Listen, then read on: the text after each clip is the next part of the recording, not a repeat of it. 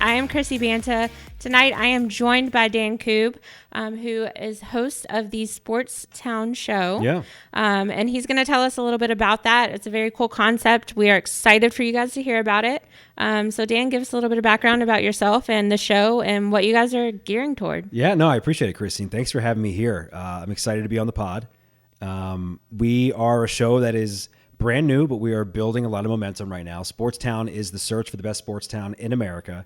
This is a show that me and my three producing buddies, we've all been friends since college. We've had this idea since college. I don't want to date myself, but it's about 15 years that we've had this idea.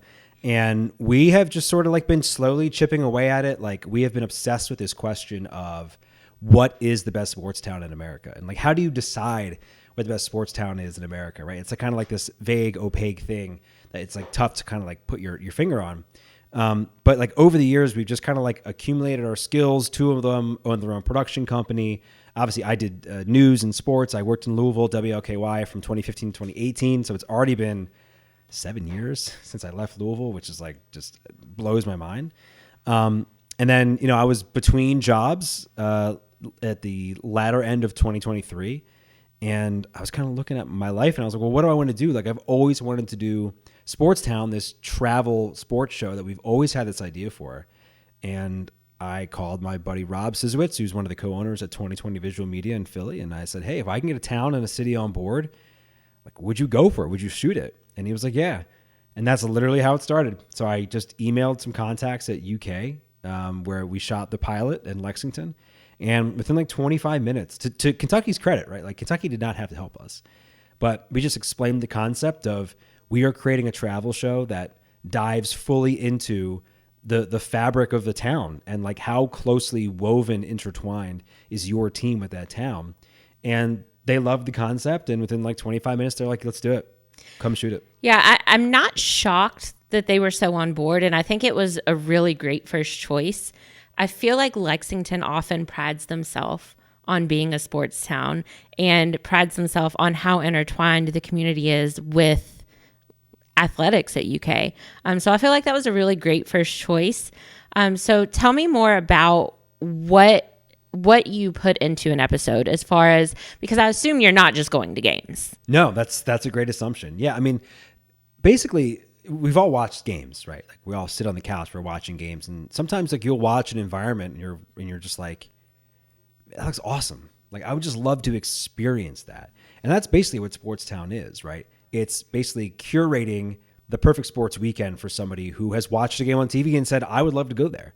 But you don't just fly into Lexington or Louisville or Baton Rouge or like wherever and just go to the game and then turn around and go home, right? Like you have those 24, 48, 72 hours to fill. So how do you fill your time, right? Like, do you just go on Yelp and like comb through terrible reviews? You could, but like you're going to waste a lot of your time. I have. I have, like definitely have done it. But like, is it the best use of your time? Like probably not.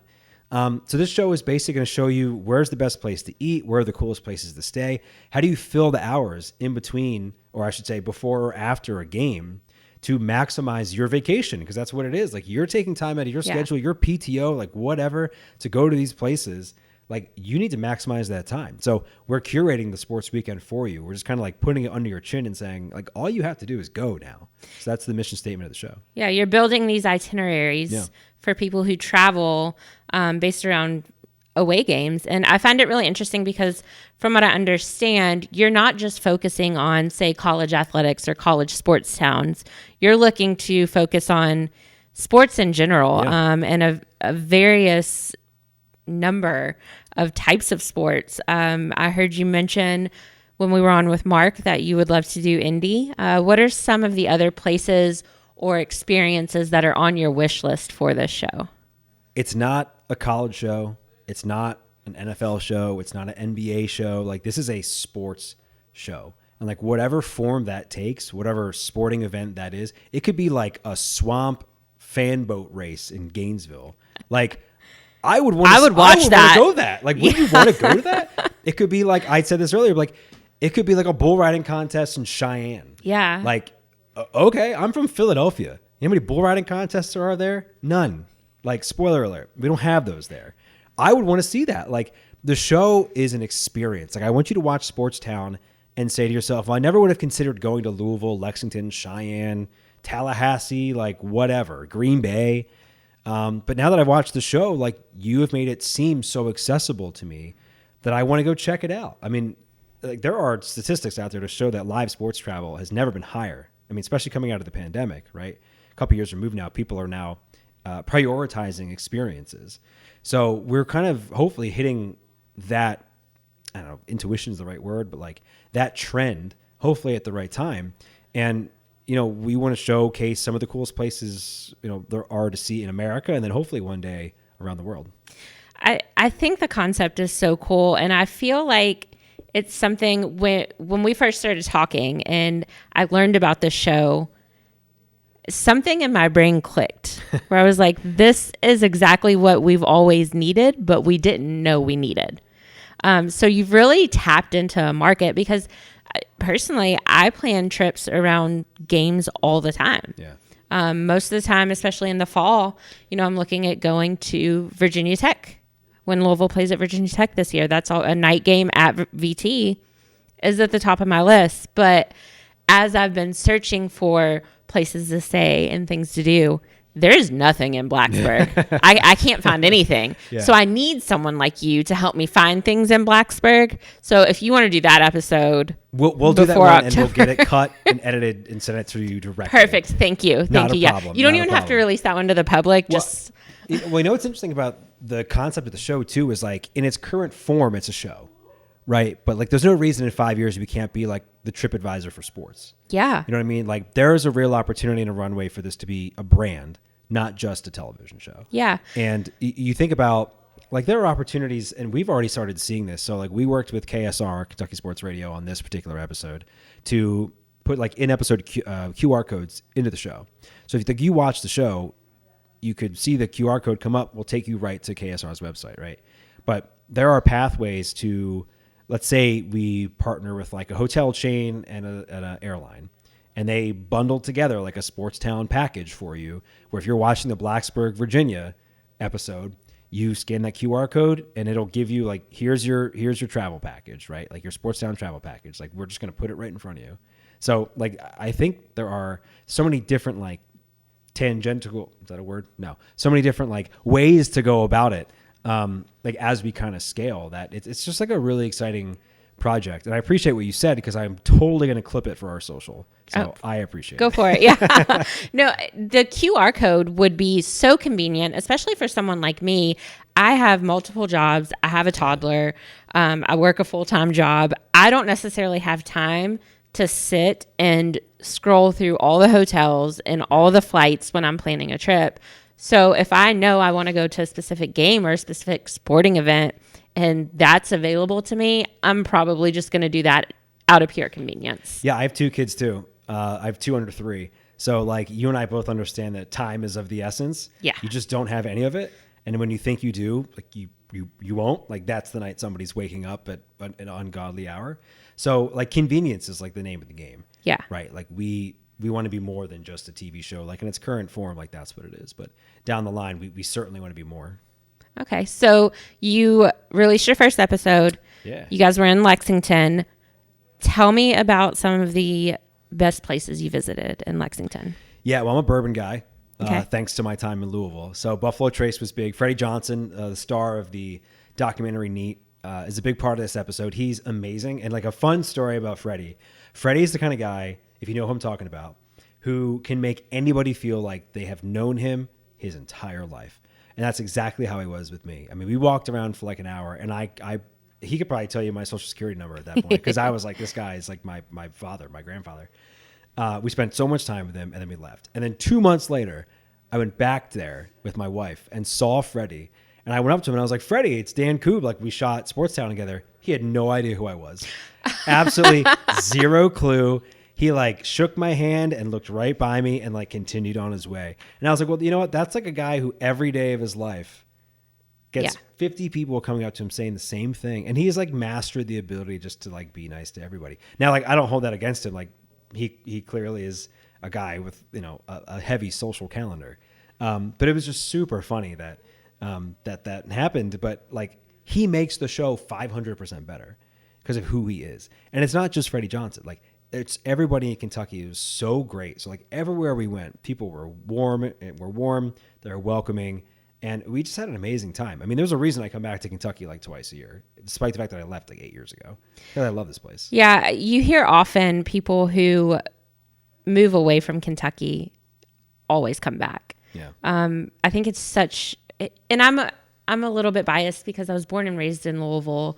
I've never lived outside of Kentucky, but it's such a homey state. Like you always feel welcome. You always feel comforted. And I feel as though that's true for any part of the state you're in. Because I've never spent a ton of time in Lexington growing up. I've been for games. I've been for a couple various events, but every time I've been in Lexington, I've felt like it was somewhere so familiar. Yeah. And I think that's what really draws people into the state of Kentucky. So I'm really glad that you're shining this light on different parts of it. Yeah. Because as much as we claim to be, the home of college basketball, this is what we are. There's so much more. Yeah. We're more than basketball and bourbon. And it'll be very cool for people to be able to see that. Yeah, I hope people watch it. It's at Sportstown Show on all socials, but specifically our YouTube where the episode lives. And, Kentucky just has like a weird reputation nationally that is not reflective of what this place actually is.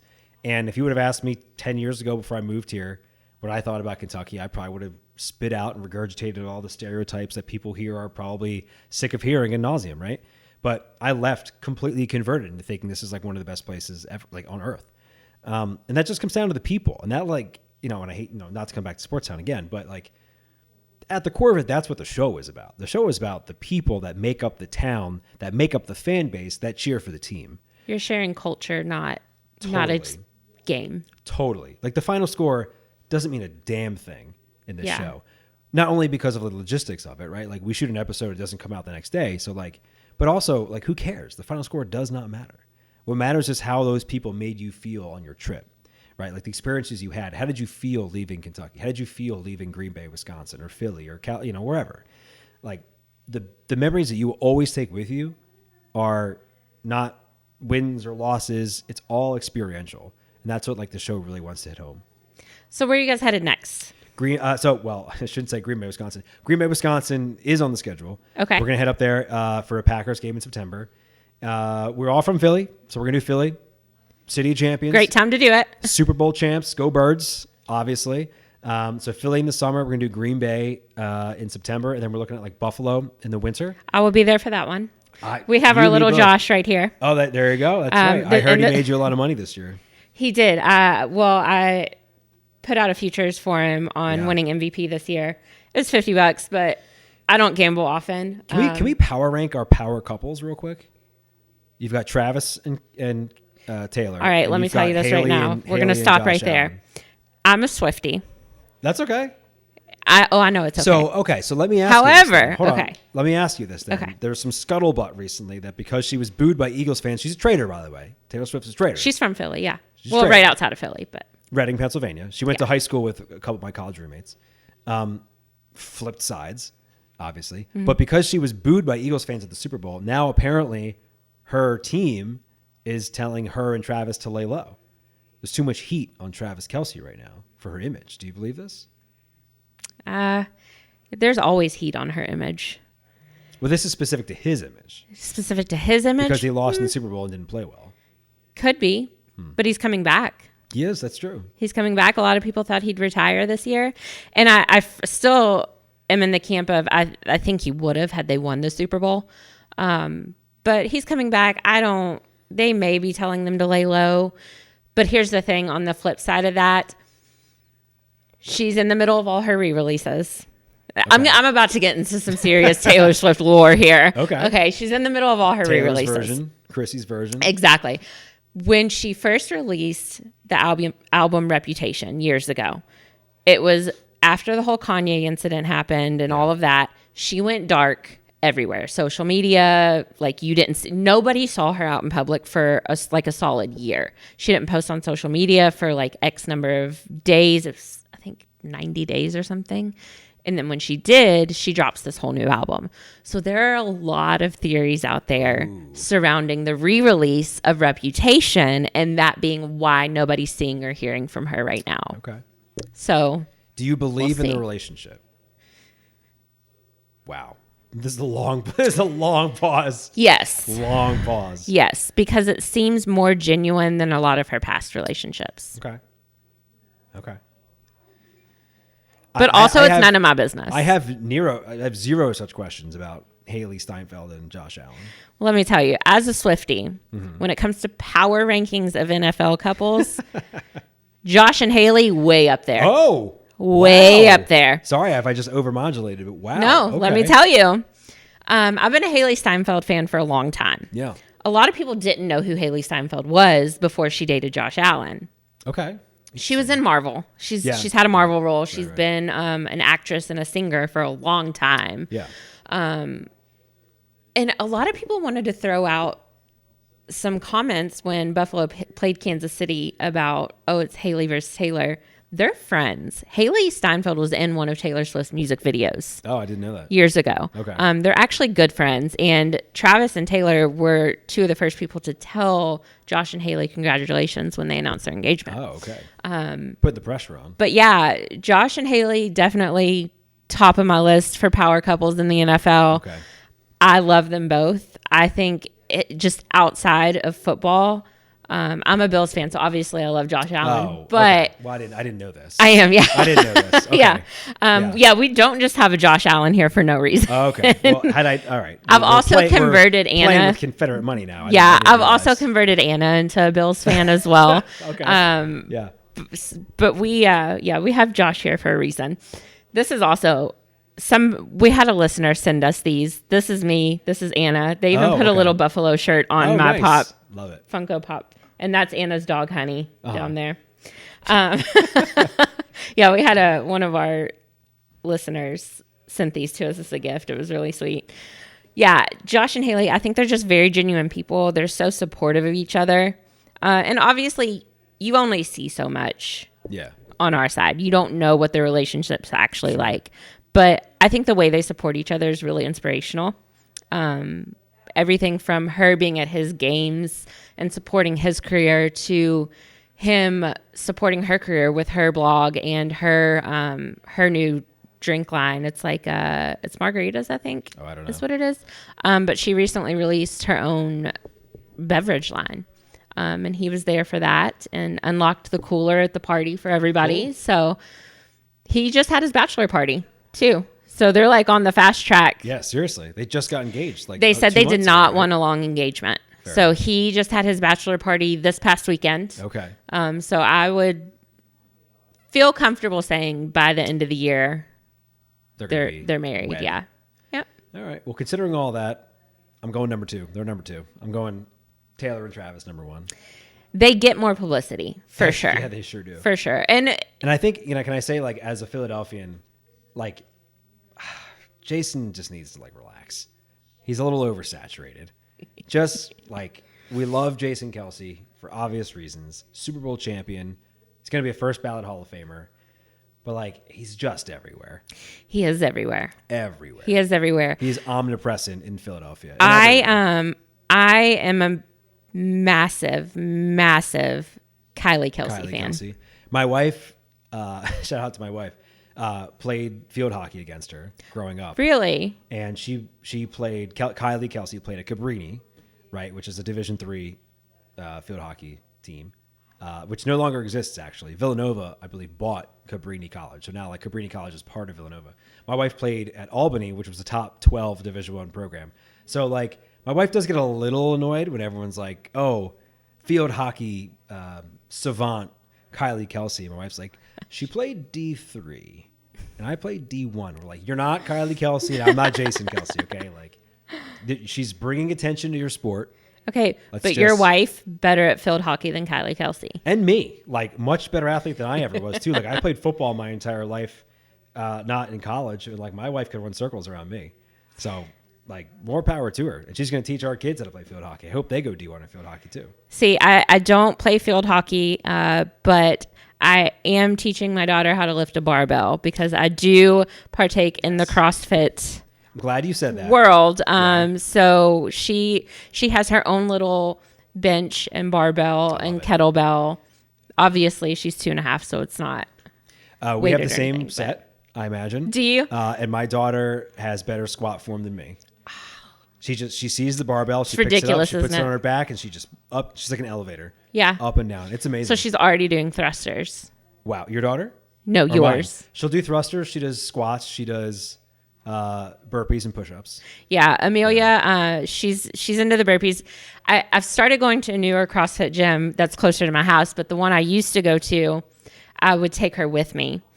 And people always laughed at me because I'd put, those little annoying leashes that people have at like Disney and stuff. Yeah, so I'd put a leash on her and I'd get a 70-pound kettlebell and tie her to it. She's not going anywhere. She wouldn't go anywhere, but she would sit there and she would do burpees. And that's hilarious. It's very interesting to watch kids in that environment because they do soak up everything they're seeing. Yeah. And even still, she'll tell you, I have to go do my exercises. And if I'm at home working out in my driveway when the weather's warm, she'll go out there with me. It's amazing. Yeah, it's really cool. It's just learned behavior. Like if you watch mom and dad do it, Yeah. like they're just going to think it's normal. Like our diets are the same way. Yeah. Like we eat very clean at home and they don't know any better. Like, you're That's all they know. You're Yeah. molding the minds, right? Like you don't have to give them Snickers and all kinds of junk, right? Right. You just give them whatever. We do the same thing. My daughter is obsessed with a rower right now. So it was like 50 degrees in Philly the other day. And I had the rower out and she was like, well, I want to row. And I was like, okay. So she rowed Go for 200 it. meters. Good for her. She's like, she'll be 3 in June. So Crazy. when is the Sportstown show taking on the CrossFit Games? Good question. Probably never. We'll see. I used to watch it. I don't watch it as much anymore. I just like most people who get into like their mid 30s, just kind of like beat me up too much. And I'm a huge meathead. Like I'm still lifting like I play football, even though I definitely don't look like it. But like CrossFit was just a little too intense from like an Olympic lift technical standpoint to failure. I think there are some issues there. And my wife was a CrossFit coach, and she nothing makes her happier than telling me my form is wrong. Like we'll be lifting with a bunch of people, and she will be like, "Your depth is just not good enough." My favorite thing is walking into the gym and warming up with one of the guys' barbells. Yeah. Because I just like to hurt their egos a little bit, just a little bit. No, I understand there is from a technical standpoint between the Olympic lifting and CrossFit. I'm actually doing an Olympic lifting competition this month in a couple of weeks. Which lift? Snatching or? Well, it's called the Ollie Open. Girls Gone RX puts it on every year, and cool name. The proceeds, the proceeds go toward breast cancer research. So it's a really cool event, and it's 5 weeks, 5 different lifts, mostly complexes. So you'll have a snatch in there, you'll have squats, and you'll have all kinds of things in there. Always a snatch, always. Yeah, it's not CrossFit if there's no snatching. Bingo. Yeah. All right. No, that's really cool. I mean, I still. This is super embarrassing, but like my brothers and I, who are all super into it, are still like adding up our 3 rep maxes to like get to a certain number. Like we all follow Rogue, we all do like versions of CrossFit.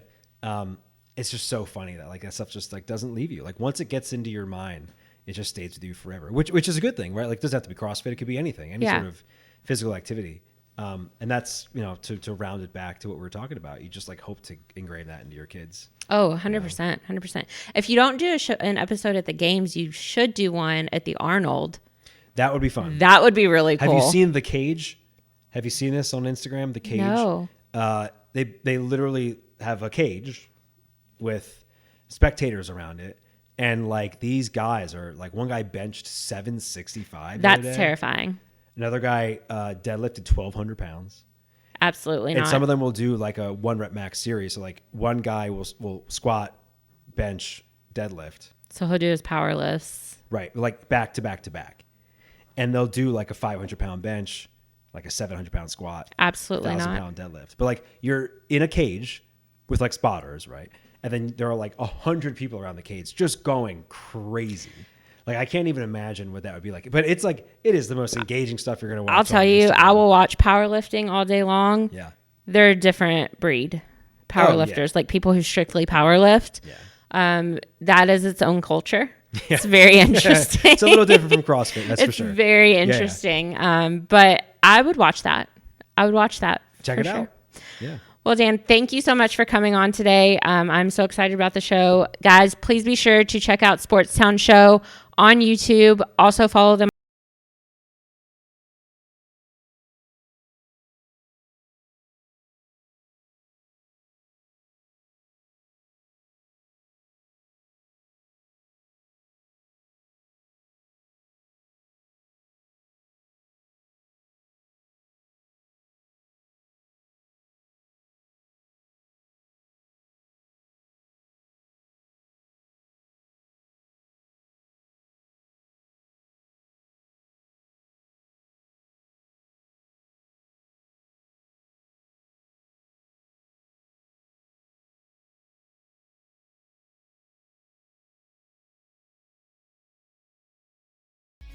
Jinx. But we're here.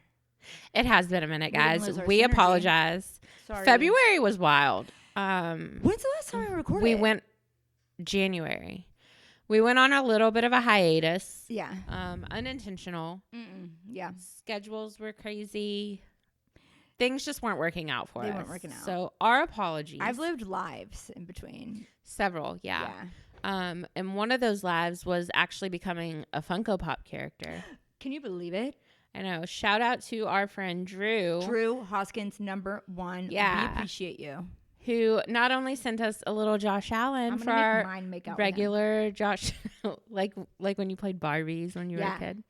They're gonna fight me. So he sent us a little Josh Allen, but also made little Funko Pops of me and Anna and Honey. Anna's dog, Honey. She is such a good girl. Drew, thank you so much. I love it so much. These are perfect. She's my emotional support. These are amazing. I have my wife's outfit. Perfect. On brand. And I have my Bill's outfit on. Perfect. It's like they just know. With little Converse too. Like, you're killing it. I know. He nailed it.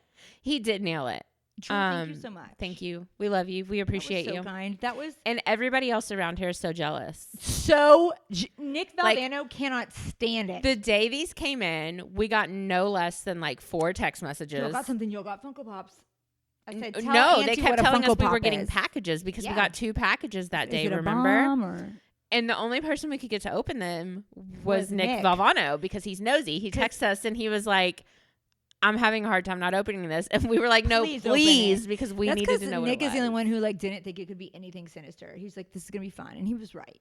He was right. That's true. Yeah. Cute little. Someone said, you got a Funko Pop. I said, tell Auntie what a Funko Pop is. I don't know. Is it a candy? I didn't realize, but now I do know. Yeah. And it's a whole thing. Like, people collect these. That's one of the nicest things ever. I know. That was my was it a Valentine's Day thing or was it just like a?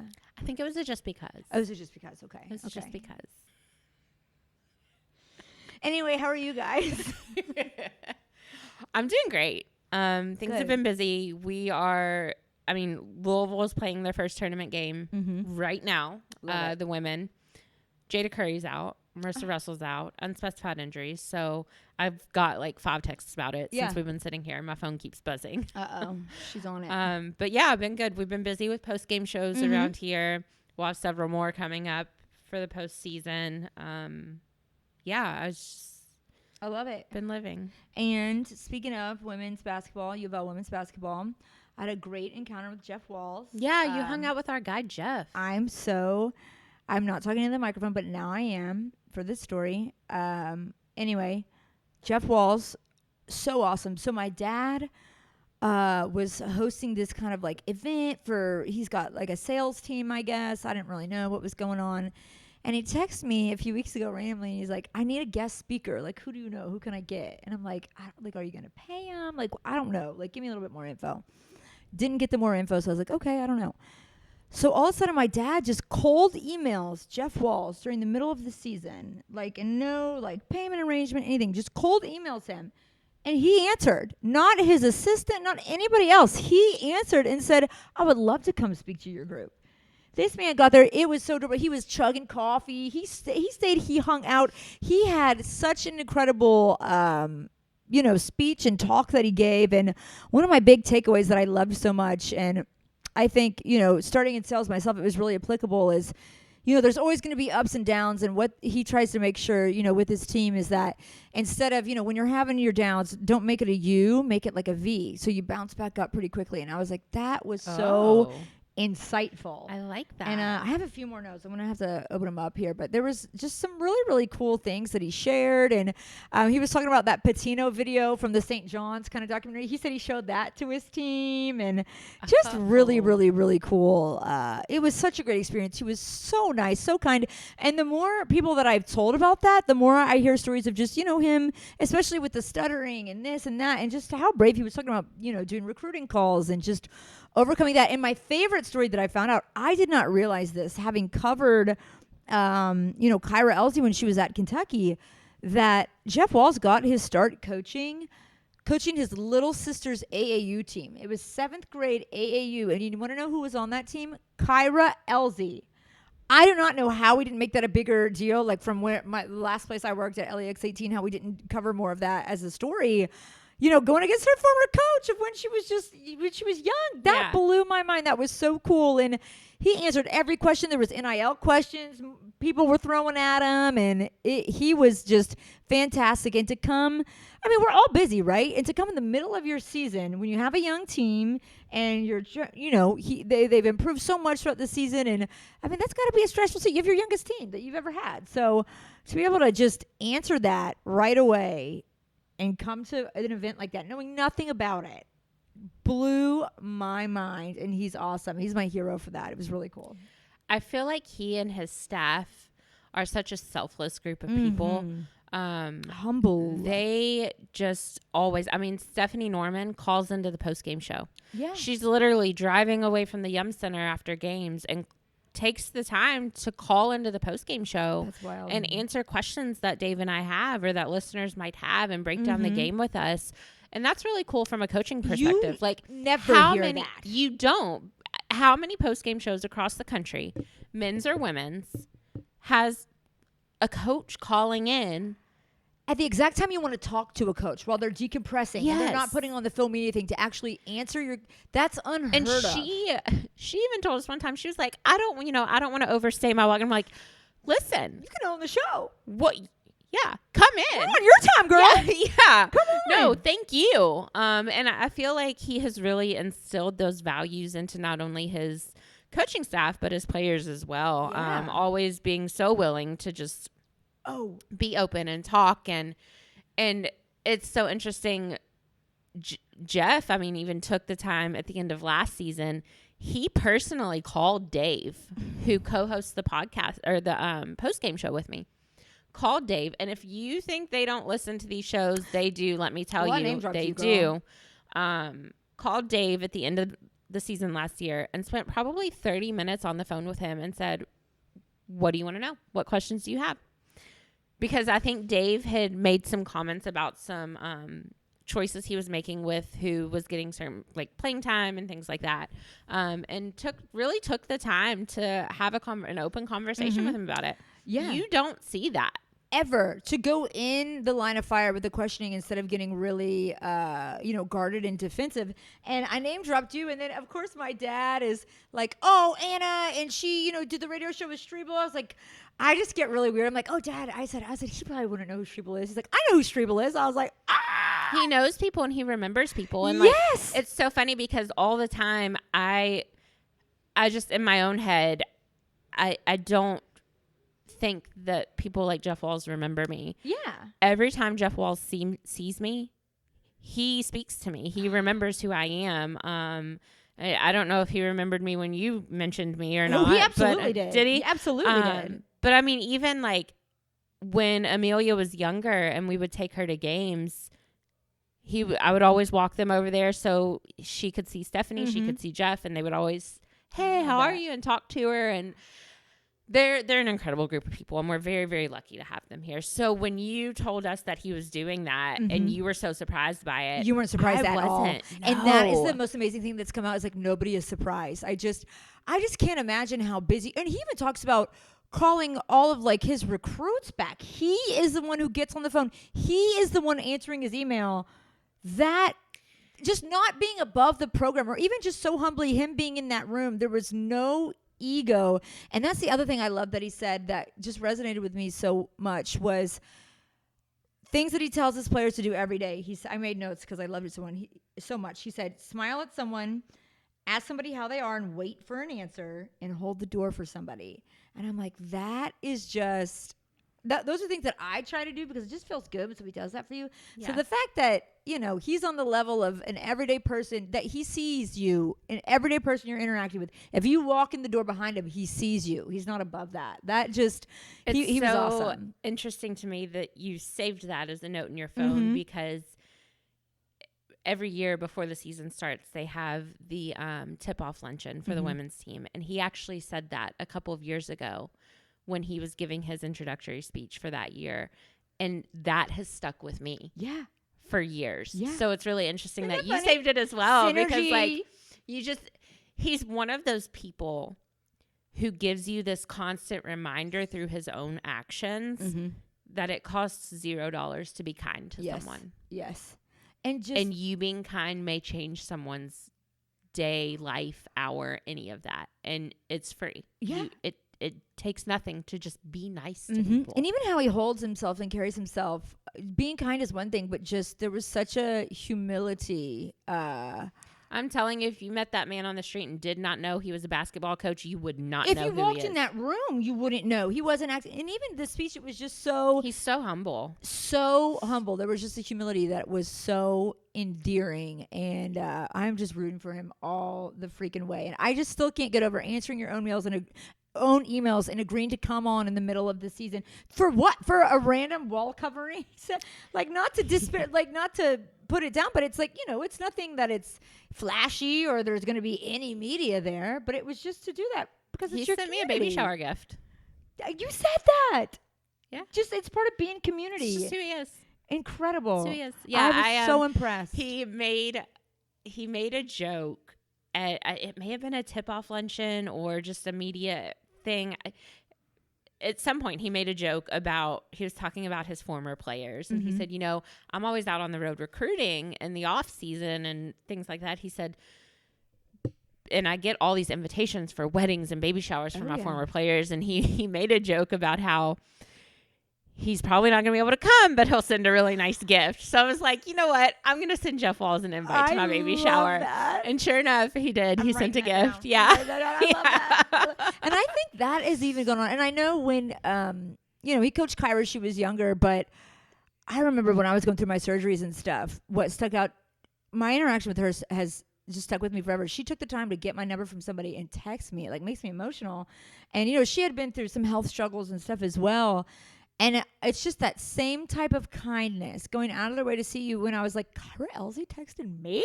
I'm like, am I being recruited? Like, I didn't feel like I was that important enough. But I don't have any eligibility left. I was like, girl, I will do whatever. I'll recruit me to sweep the floors. I'll do it. But it's that same type of impact. You don't see it every day. I don't know. Something about this whole interaction just really stuck with me. It's awesome. I feel like he does that. And I feel like that is part of the reason so many high-level players want to come play for him here. I feel like it does boil down to he has a way of making them feel comfortable and making them feel at home. But he also has a way with their parents of saying, we talked about that. I know I'm responsible for your kid while they're here, and I'm going to treat them as if they're my own. And even being vulnerable, speaking about his stutter, and he says he'll get on recruiting calls, and he's like, it goes downhill fast if they're not giving me anything back to work with. And to be someone of that stature and to be a coach where, control is important, and that includes controlling every timeout, every huddle, every conversation, to be able to put yourself in that vulnerable spot and be able to admit, like, if they're not giving me anything back to work with, I can't do the conversation, and maybe I'll pass it off to an assistant or something. But like he's has no problem. It should never be embarrassing, but like, to put himself in that vulnerable situation where he, gets tongue tied. That is so awesome to me. Just, it's kind of like servant leadership, and it's very much a vocation. I feel like there were so many great lessons, and I think that's why I love sports so much too, is just the humanity in it. And there's so many just overarching kind of themes of life that you can take away from coaches, players, big moments and big games. And that's just a really big one. The humility was just awesome. Yeah. I also love how supportive he has been about the growth of women's athletics and women's basketball more specifically. You know, he's obviously pushed it for a long time. I mean, he's been in women's athletics for his entire career. I love that. But to see someone in his position being a basketball coach, or just, I mean, quite frankly, being a person of more privilege, Yeah. you know, socially speaking, that was a really nice way to just say, like, a white male, like, Yeah. but seriously, like, and Yeah. for him to be so selfless and to say, these women deserve attention. You're really missing out by not giving them this attention. We need to grow this sport. Yeah. And not just making it a performative thing, but actually putting in the effort to do it and help the sport grow. Yeah, he does everything with such purpose. And the fact that it started him coaching his little sister, and he even spoke, he said, you know, there have been chances to switch to the men's game. That's not something that he ever really thought of. And the other thing that I could not believe, it was so humble, it was borderline naive. He just talked about his first contract here coming to Louisville. He did his introductory presser before even knowing, before signing anything, before even knowing what was on the contract. They could have paid him anything. I was like, that was so dangerous, but it shows that level of trust and almost just commitment. And I've been, you know, about some TV jobs crazy like that when you're young and you're hungry, and I wouldn't do that anymore. But when you want it so bad, it's almost like a reverence for the job. You're like, I don't care. I would give like just how much an opportunity like that means, and then to come here and have immediate success and have this longevity here is incredible. It's really incredible. Yeah, I will die on the hill that he will retire from Louisville. I know it's been, you know, years ago he was in talks for the Tennessee job, and you know, there have been every year there are rumors. As soon as that coaching carousel starts, that's, you know, that's a name that's going to show up on a list every single time, whether it's true or not. You know how that works. But I think that speaks a lot to not only who he is as a coach, but who he is as a person. Absolutely. Because you don't want to hire someone to coach a group of young girls who isn't a good person. Right. So it speaks a lot to who he is as a person. And I think it speaks a lot to Louisville that he's never even considered leaving. He loves it here. Yep. He is Louisville. Yep. Like, it's so who he true. is through and through. I love it. And even with all the changes with transfer portal, with NIL, he was talking about how he handles the NIL and just the different ways how, you know, players get paid out. For him personally, it just sounds, there's nobody else you would want leading your group, just to do it in a really smart way and to give them the full picture of the type of generational wealth you can acquire just from playing in college if you do it the right way. And just a really, really smart way to go about things. And I think there's nobody else you would want leading your program. You know, it's just taking a holistic look at everything. And I know people are quick to criticize with all of these changes and with transfers and with, you know, you're used to making Final Fours, this and that. But I feel like there's pressure there, but he is taking a whole approach of how do we handle this, not just in a way to win, but in a way to take care of the girls, the women that we have here. Yeah. You know? He's selfless. We love Jeff, is what we're trying to say. We love Jeff. Woo! Thank you for coming to the Versa wall covering meeting, Coach Walls. That was a shout out. And thank you to Phil for cold emailing him. Dude. And changing Anna's entire life. It changed my life. Phil was in heaven, dude. It was awesome. I'll bet. It was a good time. I need to post a pic. I haven't even posted a pic, but please do. Yeah.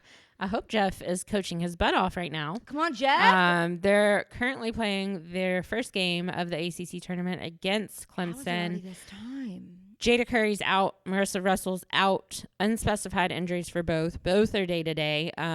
Right as we were getting ready to start this, my phone started blowing up. It was going off. I got a call. I got a few texts. I was like, what's happening. What's going on? What's happening? Yeah. You're not doing post game tonight? We're not doing post game tonight. Okay, No. Good. You get a little break. Thank goodness. Get a little I was break. on the drive for 3 hours and then did this. And if I would have had to do a post game show too, like y'all wouldn't have heard from me for dead? 3 days. Yeah. My brain's like, yeah.